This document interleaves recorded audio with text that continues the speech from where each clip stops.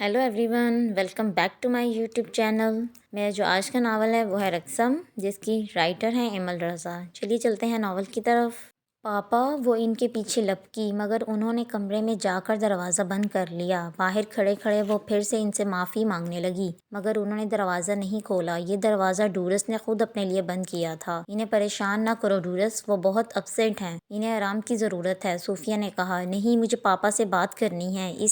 इसने हठ धर्मी से कहा, तुम देख रही हो मिनाल घर छोड़कर जा चुकी है। हम कितने परेशान हैं इसके लिए। वो वापस आ जाएगी। जब वो आ जाएगी तब तुम्हारे पापा भी ठीक हो जाएंगे।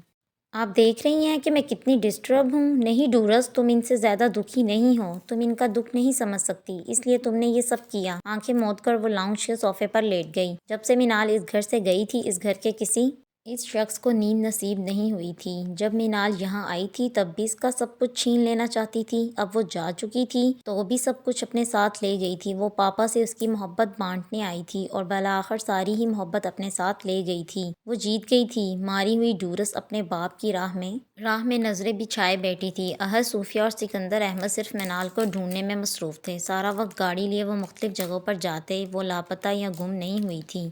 जो वो किसी अदारे की मदद लेते, वो इनके सब के सामने इनके घर से चली गई थी। इसने घर छोड़ दिया था। वो पाकिस्तान में भी नहीं थी। वो वहाँ से भी पूछ चुके थे। उसे ढूंढने के बाद थक हार कर सब वापस आ जाते। घर नहीं रहा था। डूरस बीमार थी, लेकिन सिकंदर अहमद को परवाह नहीं थी कि वो कितनी बीमार है। वो रो रही है तो क्यों, वो दुखी है तो किसके लिए। आप तो कहते थे कि आप मुझसे काउंटलेस बेइंतहा मोहब्बत करते हैं। इस मोहब्बत के लिए आप मुझे एक बार माफ़ नहीं कर सकते। मैंने तुमसे इतनी मोहब्बत की, तुमने मेरे लिए क्या किया। मैंने तुमसे सिर्फ एक चीज़ मांगी थी। एक बार कहा कि तुम इसे तस्लीम कर लो। वो मेरी बेटी है और तुम्हारी बहन है, बस इतना ही। मैंने उसे आपकी बेटी मान लिया था पापा, लेकिन उसे अपनी बहन नहीं समझा था। इसने भी मुझे अपनी बहन नहीं समझा था। तुम में और इसमें फ़र्क था। वो एक बुरे वक्त को बुरी तरह गुजार कर आई थी। उसे मेरे ना होने का दुख रहा था, इसलिए तुमसे कहा था कि तुम्हें बहुत कुछ नज़रअंदाज करना होगा। क्या तुमने नज़रअंदाज किया? एक बार उसे माफ़ किया। उसने तुम्हें नहीं, मुझे परेशान किया था, क्योंकि तुम्हें परेशान देखकर मैं परेशान हो जाता था। इसने तुम्हारी नहीं, मेरी चीज़ें तोड़ी थी, क्योंकि मैंने तुम्हें लाकर दी थी। वो तुमसे नहीं, मुझसे बदला ले रही थी कि मैंने अपनी सारी मोहब्बत सिर्फ एक बेटी को क्यों दे दी। मैंने पलट कर दूसरी बेटी की खबर क्यों नहीं ली। मैंने तुमसे मोहब्बत की इंतहा कर दी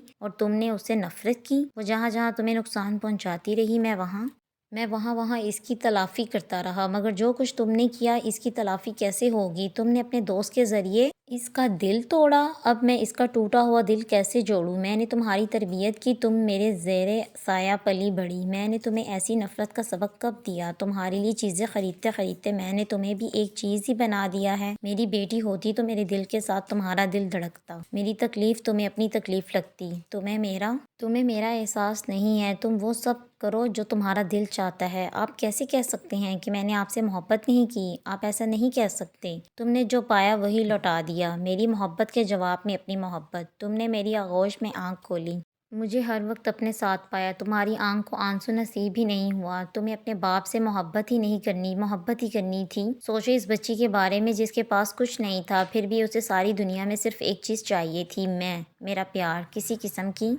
किस्म की आसाइश। मैंने उसे जो कुछ नहीं दिया था, फिर भी वो मुझसे मोहब्बत करती थी। तुम्हें सब कुछ दिया और फिर भी तुम मेरी मोहब्बत का हक अदा नहीं कर सकी। तुम इससे बड़ी थी, तुम्हें अपने बड़े होने का सबूत देना था, लेकिन तुमने उसे अपने छोटे होने का सबूत दिया। तुमने उसे हार जीत का मीज़ान क्यों बनाया। तुमने ये सोचा ही क्योंकि तुम्हें उसे हराना है। तुमने उस पर जुल्म किया, हकीकतन मुझ पर। उसकी टूटी फूटी हालत ने मुझे तोड़ दिया है। वो इतना रोई है, मैं सारी ज़िंदगी इसके वो आंसू साफ नहीं कर पाऊंगा। अगर तुम्हारी शर्मिंदगी उसे वापस ला सकती है तो जाओ, उसे वापस लाओ। मुझे अब सिर्फ वो चाहिए। वो रंजीदा हो गए। तुम तो डूरस हो, समुंदर की देवी, साफ पानी। फिर तुमने इतना घटिया काम क्यों किया। तुमने अपने साथ इसका मुकाबला क्यों किया। मैं इसका माजी नहीं बदल सकता था।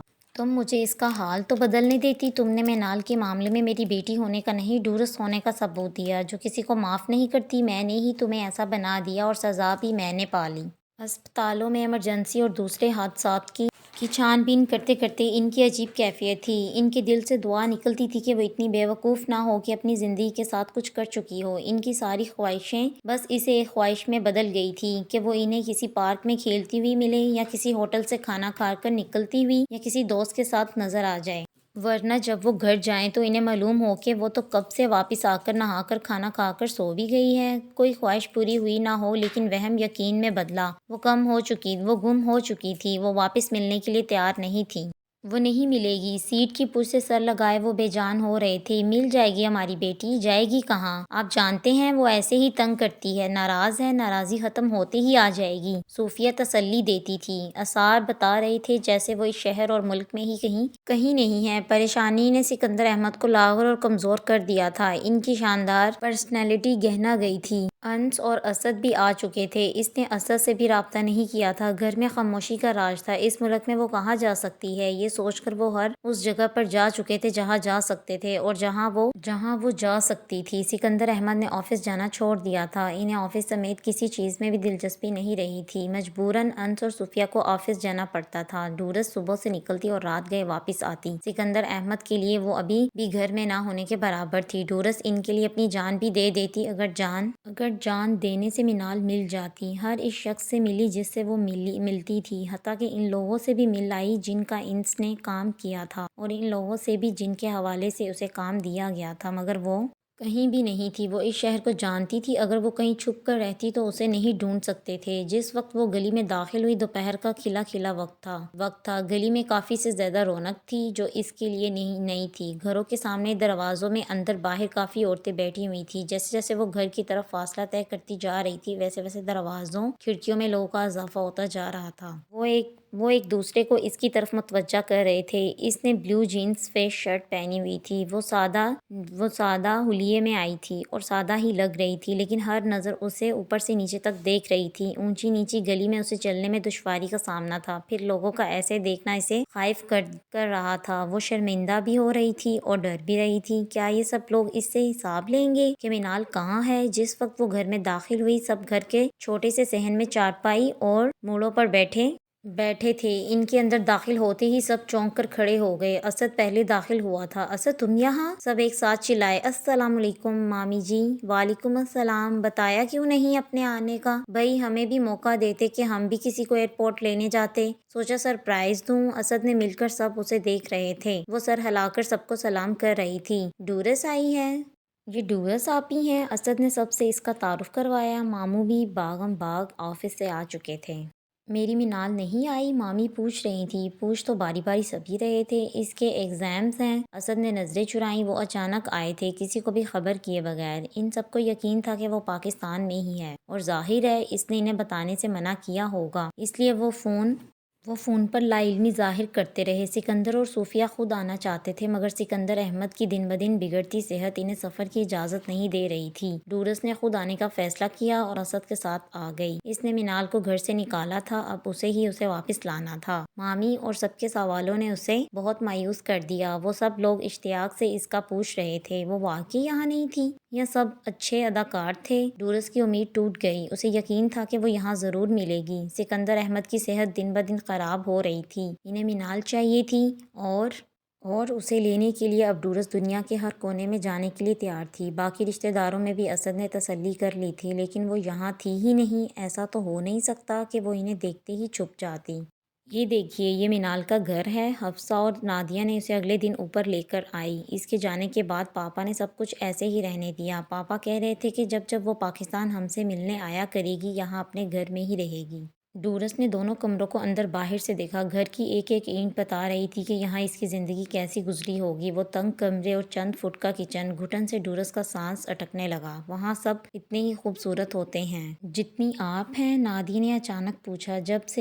جب سے وہ آئی تھی نادیہ اور حفصہ اس کے آگے پیچھے تھیں۔ میں وہاں سے سب سے زیادہ بدصورت ہوں، اس نے کہا، لیکن نادیہ نے یقین نہیں کیا، بلکہ وہ کہکا لگا کر ہنسنے لگی۔ منال نے ٹھیک کہا تھا کہ ڈورس اتنی خوبصورت ہے کہ تم لوگ اسے دیکھتے ہی پاگل ہو جاؤ گے۔ سچی آپ تو واقعی پاگل کر دیں۔ اور کیا کیا کہا تھا منال نے؟ ڈورس کو تعجب ہوا۔ وہ اس کی باتیں کرتی تھی ان سب کے ساتھ۔ اس نے کہا تھا کہ آپ وہاں موجود لوگوں میں سب سے زیادہ خوبصورت ہیں۔ اسے سن کے مایوسی ہوئی۔ وہی اس کے ظاہری حسن کے چرچے جس نے سب کچھ کہنا دیا تھا، دونوں مل کر اسے منال کے بچپن، اسکول اور شرارتوں کے قصے کہانیاں سناتی رہیں۔ تم دونوں بہت پیار کرتی ہو نا منال سے؟ ان کی باتیں اسے بہت اچھی لگ رہی تھی۔ ماموں مامی بھی کتنی بار اس کی باتیں یاد کر کے رو پڑے تھے۔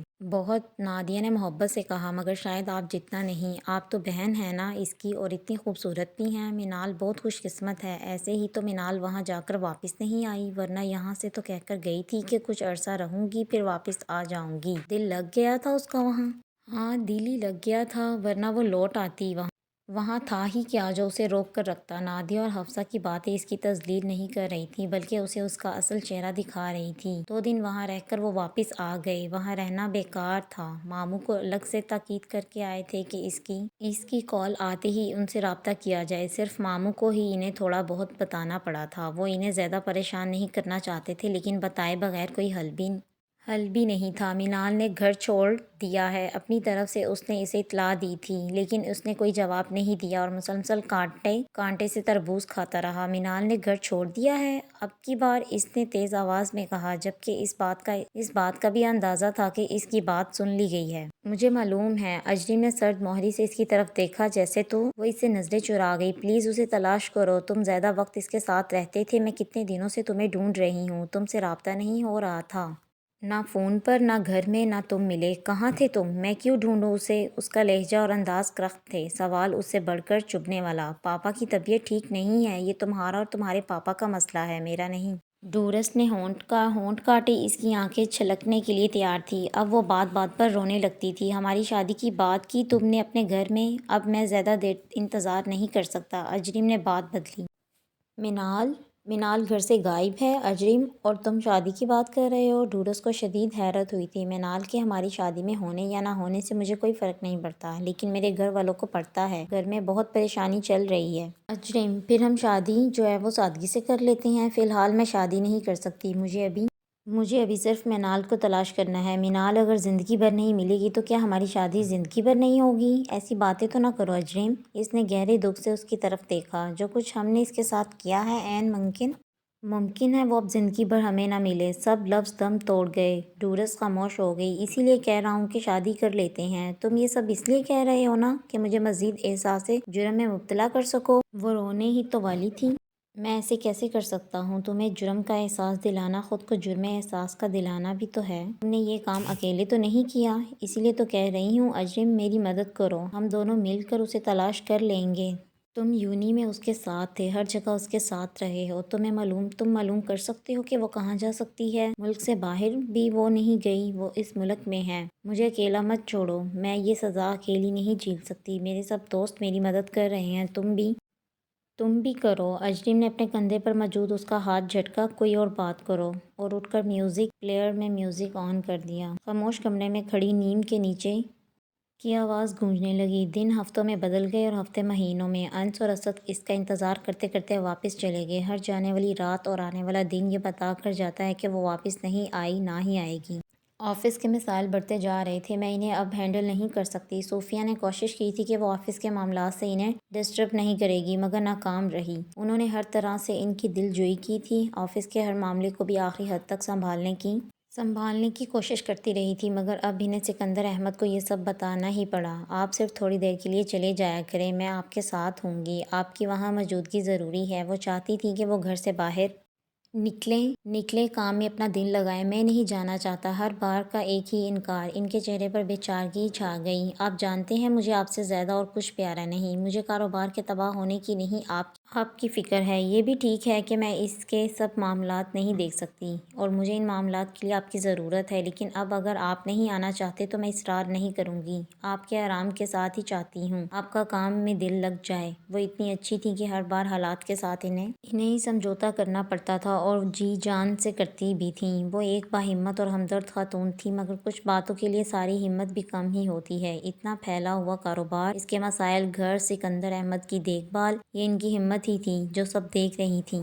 سکندر احمد نے ان کی طرف دیکھا۔ ان کی شریک حیات تھک گئی تھی، وہ دیکھ سکتے تھے۔ ٹھیک ہے، میں آؤں گا۔ ہفتے میں ایک بار آنے کی کوشش کرتے کرتے وہ روز آنے لگے، کچھ وقت کے لیے ہی صحیح، لیکن وہ آفس میں موجود تھے۔ ان دونوں کے ساتھ ڈورس بھی آفس آتی تھی۔ پہلے سکندر احمد اکیلے ہی اتنا کام کر لیتے تھے کہ وہی کام اب وہ تین دیکھ رہے تھے۔ اکثر ڈورس اپنا لنچ لے کر ان کے آفس آتی تو وہ اٹھ جاتے۔ میں گھر جا رہا ہوں صوفیہ کہتے اور چلے جاتے۔ آپ ایک بہترین انسان ہیں، اپنی گلٹ کو ختم کر لیں۔ کو پسند ناپسند کیا ہی نہیں جا سکتا۔ جو کچھ ہوا وہ حالات کی وجہ سے ہوا، جانتے بوجھتے آپ نے کچھ نہیں کیا۔ آپ نے اپنی پوری کوشش کی معاملات کو سلجھانے میں، لیکن بس سب کچھ ہوتا ہی چلا گیا۔ صوفیہ انہیں سمجھانے کی کوشش کرتی، مجھے سچا ثابت کر رہی ہو؟ انہیں یقین نہیں تھا ان کی باتوں پر۔ آپ کو بتا رہی ہوں کہ آپ غلط انداز میں خود کو سرزنش کرتے ہیں۔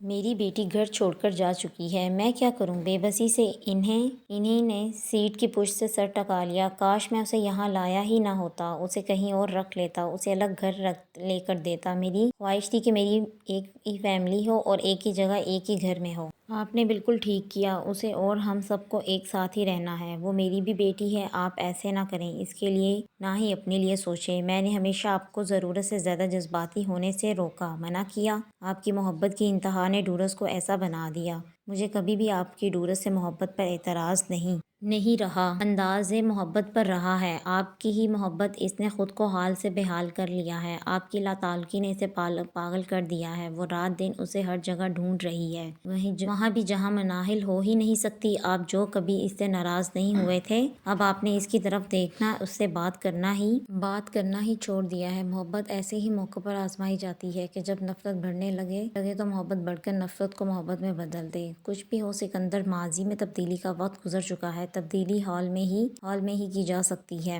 ماضی کے لیے صرف رویا جا سکتا ہے یا اسے بھلایا جا سکتا ہے۔ کھڑی نیم کے نیچے ہوں تھا ہیکلی۔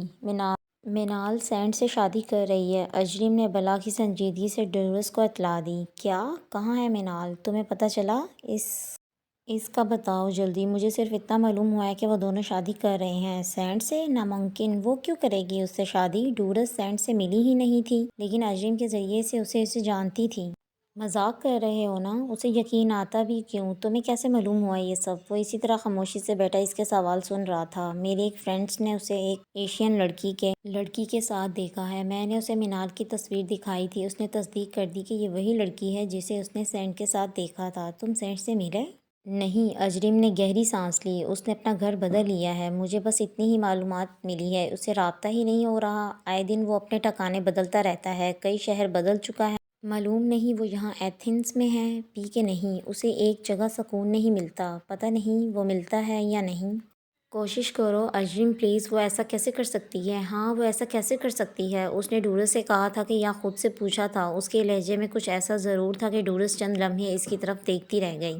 جھرمر جھرمر مبلا برسے بھنوری لولا گائے، مورے پیا میٹھا بولے کوئل شور مچائے، اوتھا نہ پوچھا جھیل بھانوریا ہیکلی، جاترو دھاڑو منا جھانی مانی دیکھ لے۔ مینال ایسا سوچ بھی کیسے سکتی ہے؟ کیوں نہیں سوچ سکتی؟ اجرم نے احتجاجی لہجے میں پوچھا۔ کیا وہ تم سے پوچھ کر شادی کرے گی یا مجھ سے؟ مجھے نہیں معلوم۔ اس نے ایک ٹھنڈی سانس لی۔ لیکن اسے یہ شادی نہیں کرنی چاہیے۔ اجرم نے خاموش نظروں سے ڈورس کو دیکھا۔ اور تم کیا ہر وقت یہ عجیب سا گانا سنتے رہتے ہو؟ اجرم، ایک تو آگے ہی میں سیڈ ہوں، اوپر سے یہ سیڈ سا سانگ، ڈورس نے کہا اور آگے بڑھ کر میوزک پلیئر آف کر دیا۔ کھڑی نیم کے نیچے آگے کے الفاظ بند ہو گئے۔ مینال کہاں ہے؟ بہت کوششوں سے اس کا پتہ کرنے کے بعد انہوں نے اسے ایک لائبریری میں پکڑ لیا تھا۔ من آئل، اس نے کھانے کا آرڈر آرام سے دینے کے بعد پوچھا اور مینال کا نام بالکل اسی طرح لیا جس طرح پہلی بار لیا تھا۔ مجھ سے کیوں پوچھ رہے ہو؟ جھوٹ مت بولو، تم جانتے ہو کہ وہ کہاں ہے؟ میں کیوں جانوں گا؟ وہ میرے ساتھ رابطے میں نہیں ہے۔ وہ تمہارے ساتھ رابطے میں نہیں ہوگی، مگر تمہارے ساتھ ضرور ہوگی۔ اجرم چبا چبا کر بولا۔ بہت سے لوگوں نے اسے تمہارے ساتھ دیکھا ہے، اس شہر کو وہ جتنا بھی جانتی ہو، مگر ایسے کم نہیں ہو سکتی۔ اس کی مدد یقیناً تم نے کی ہے۔ سینٹ مزے سے سلاد کھاتا رہا۔ اس کی وضاقتہ پر بڑی تبدیلی آئی تھی۔ اس کے عجیب و غریب ہم حلیے کو انسانوں والا حلیہ مل گیا تھا۔ اس کے گنجے سر پر بال آ گئے تھے اور انسانوں کی طرح ہی بنے ہوئے تھے۔ بتاؤ سینٹ، وہ کہاں ہے؟ ڈورس نے بے چینی سے پوچھا۔ تم کون ہو؟ تم نے اپنا تعارف نہیں کروایا؟ سینٹ کے لہجے میں کچھ تھا۔ ڈورس اس کے سوال سے جیسے سہم سی گئی۔ میں ڈورس ہوں، مینال کی بہن۔ بہن؟ اچھا، حیرت ہے۔ کیوں؟ وہ یہ سوال نہ پوچھتی اگر سینٹ کا لہجہ اتنا بے رحم نہ ہوتا۔ کیونکہ بہت عجیب لگ رہا ہے کہ ایک بہن اپنی بہن کے بارے میں ایک اجنبی سے پوچھ رہی ہے کہ وہ اسے اس کی بہن کے بارے میں بتا دے۔ بہن کو تو خود معلوم ہونا چاہیے کہ اس کی بہن کہاں ہے۔ وہ ناراض ہو کر گئی ہے۔ ڈورس کی آواز کمزور پڑ گئی۔ کس سے؟ ہم سب سے۔ ہم سب کون؟ مجھ سے اور پاپا سے۔ اسے ناراض ہی رہنے دو، کیوں ڈھونڈ رہے ہو؟ وہ طنز سے ہنس دیا۔ پلیز مجھے بتاؤ سینٹ کہ وہ کہاں ہے۔ مجھے نہیں معلوم کہ وہ کہاں ہے۔ ایک ہی جواب، ایک ہی انداز۔ غلطی میری تھی کہ میں اس سے معافی مانگ لوں۔ یہ تم لوگ کا فیملی ایشو لگتا ہے، میں اس بارے میں کیا کہہ سکتا ہوں؟ تم اس سے شادی کر رہے ہو؟ اجریم نے اپنی طرف سے اس پر انکشاف کیا کہ وہ جانتا ہے کہ وہ کیا کر رہا ہے۔ سینٹ نے شانے اور سر کو ہلایا جیسے اسے نہیں معلوم کہ وہ کیا پوچھ رہا ہے۔ تم یہ کیسے کہہ سکتے ہو کہ تم مجھ پر شک کر رہے ہو؟ شک ہے یا حقیقت؟ تم بتاؤ۔ حقیقت؟ تم نے ایسا سوچا بھی کیسے؟ اسے شادی کرنے کے لیے تم نے خود کو بدلا؟ بدلا ہے نا، دیکھو خود کو، صبح ہی دیکھ کر نکلا تھا۔ اوہ مین، سینٹ دیر تک ہنستا رہا۔ تم ہمیں بتانا ہی نہیں چاہتے، تم بات کو گھما رہے ہو۔ تم اسے شادی کر رہے ہو؟ تمہیں وہ اچھی لگتی تھی؟ تم نے مجھے خود بتایا تھا کہ وہ تمہیں اچھی لگتی ہے۔ وہ مجھے اچھی نہیں، بہت اچھی لگتی ہے۔ تو وہ ساتھ ساتھ کھا رہا تھا کہ اچھے لوگ اچھے نہیں لگتے۔ اور رہا شادی کا تعلق تو اجریم، اس نے دونوں کی طرف باری باری دیکھا۔ جب اچھا بننے والے لوگ اچھے لوگوں کی قدر نہ کریں تو ان بیچاروں کو برے لوگوں کی ہی ضرورت پڑتی ہے، اور میں اس کی قدر کرتا ہوں۔ میں برا ہوں یا اچھا ہوں میں نہیں جانتا، لیکن وہ اچھی ہے، مجھے اتنا معلوم ہے۔ اس کے انداز کا ہر تاثر یہ بتا رہا تھا کہ وہ اگر جانتا بھی ہے تو بتائے گا نہیں۔ ڈورس بے انتہا مایوس ہو گئی۔ عام حالات میں ایسے کورے جواب پر وہ اس کا سر پھاڑ سکتی تھی، مگر اب اسے برداشت ہی کرنا پڑا۔ ایسے الٹے سیدھے سوالوں کے لیے مجھے دوبارہ لنچ آفر مت کرنا۔ اچھے کھانے کے ساتھ مجھے اچھی گفتگو چاہیے ہوتی ہے، ورنہ خاموشی بھی کم لذیذ نہیں ہوتی۔ سینٹ نے ہاتھ نیپکن سے صاف کیے، یعنی وہ جا رہا تھا۔ میں درخواست کرتا ہوں کہ تم اس کے بارے میں بتا دو۔ اس کے گھر والے بہت پریشان ہیں، اور تم نہیں پریشان؟ سینٹ نے براہ راست اس سے پوچھا۔ نہیں، اجریم نے ڈورس سے نظریں چراتے ہوئے کہا۔ تو پھر یہاں کیا کر رہے ہو؟ اس نے الٹا سوال کیا۔ یعنی تمہیں معلوم ہے کہ وہ کہاں ہے؟ ڈورس پھر بولی، جبکہ ڈورس کو اندازہ بھی تھا کہ وہ اس کے سوالوں کے جواب نہیں دے رہا، سوائے اس کی بے عزتی کرنے کی، وہ بھی بہت طریقے سے۔ میں تمہارے کسی بھی سوال کے جواب دینے کا پابند نہیں ہوں مس ڈورس۔ میں اس کا پتہ رکھنے کا پابند ہوں، نہ ہی اس سے رابطے کا۔ اگر تمہیں وہ چاہیے تو تم اسے خود تلاش کرو، کیونکہ میرا خیال ہے جو گم کرتا ہے اسے ہی ڈھونڈنا پڑتا ہے۔ دنیا کا دستور ہے، اور تم اس دستور کو بدلنے کا میرا فی الحال کوئی ارادہ نہیں۔ تمہارے گھر والے پریشان ہیں، خدا ان کی پریشانی دور کرے۔ میں ہمدردی کر سکتا ہوں، مگر کوئی مدد نہیں۔ اگر مدد کر سکتا تو ضرور کر سکتا، کیونکہ میرے برے حالات میں اجریم نے میرا اسٹوڈنٹ بن کر مجھ سے ہمدردی کی تھی۔ میں اتنا جانتا ہوں کہ سینٹ کہ تم جانتے ہو کہ وہ کہاں ہے۔ میرا اندازہ غلط نہیں ہو سکتا۔ اندازہ؟ وہ دل کھول کر ہنسا۔ تم اندازے ہی لگا سکتے ہو، تم یقین کرنا کب سیکھو گے؟ طنز کر رہے ہو؟ حقیقت بتا رہا ہوں۔ برا لگا تو معذرت کرتا ہوں، میرا کوئی ذاتی مسئلہ نہیں ہے تمہارے ساتھ، مجھے جانے دو۔ یہ جانتا ہے، نہ صرف جانتا ہے بلکہ سب حالات سے بھی واقف ہے۔ یہ شادی کر چکا ہے یا شادی کرنے والا ہے۔ اس کے جاتے ہی اجریم نے اپنا خیال ظاہر کیا۔ اس کے خیال کے سنتے ہی ڈورس کا دل ڈوبنے لگا۔ 2 گھنٹے کی ڈرائیو کر کے وہ یہاں آئی تھی، شہر کے مرکز سے دور دراز۔ یہاں کسی کا گھر تھا۔ ڈورس کے کچھ رابطوں سے اطلاع ملی تھی کہ منال کی ہر بار وہ ایسی اطلاع پر جاتی تھی تو پتہ چلتا تھا کہ وہ منال کے بیچ کا اسٹوڈنٹ ضرور ہے، مگر منال نہیں۔ اس بار بھی اسے یہی اطلاع دی گئی تھی کہ اسے بیچ کا ایک اسٹوڈنٹ اس گھر میں کام کر رہا ہے۔ جس گھر کے باہر وہ کھڑی تھی، وہ اسٹوڈنٹ منال بھی ہو سکتی تھی، اور کوئی اور بھی۔ ڈورس اس شک کے ساتھ آ گئی تھی۔ وہ چھوٹی سے چھوٹی بے معنی اطلاع پر بھی دوڑ پڑتی تھی۔ اس کے بارے میں جھوٹی اطلاع بھی اس کے لیے سچی تھی۔ وہ کسی بھی خاص اور عام خبر کو جانے نہیں دیتی تھی۔ گھر میں رہائش نہیں تھی کسی کی، گھر خالی تھا۔ 1-2 جگہ مرمت کا کام ہو رہا تھا۔ جس شخص کے ریفرنس سے وہ آئی تھی، اس شخص کا حوالہ جان کر مالک مکان نے اسے پچھلی طرف کھلنے والے دروازے کی طرف اشارہ کیا۔ وہ وہاں ہے، ڈرائنگ روم میں۔ وہ پوچھنا چاہتی تھی کہ وہ کون ہے، لڑکا ہے یا لڑکی، اور یہ کہ وہ کیسی ہے، لیکن ان سب میں بھی اس نے وقت ہی ضائع کیا۔ میں نیکسٹ ایپیسوڈ جلدی اپلوڈ کروں گی، تب تک کے لیے اللہ حافظ، اپنا خیال رکھیے گا۔